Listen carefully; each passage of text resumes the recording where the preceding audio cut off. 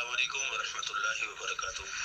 مفتی صاحب کی بارگاہ میں ایک سوال عرض ہے، حضور ایک جانور قربانی کے لیے لیا گیا ہے، اس میں عیب نہیں تھا، لیکن ابھی ظاہر بات 10-12 دن تھے تو اس جانور کے اندر نا عیب ظاہر ہو گیا، مثال کے طور پہ ٹانگ ٹوٹ گئی یا سینگ ٹوٹ گیا یا ویسے لڑتے ہوئے جیسے جانور لڑتے ہیں آپس میں، تو ایسے اس میں نا عیب ظاہر ہو گیا، تو اب اس کے بارے میں کیا حکم ہوگا؟ کیا وہ جانور قربانی لگے گا یا پھر نیا لینا پڑے گا؟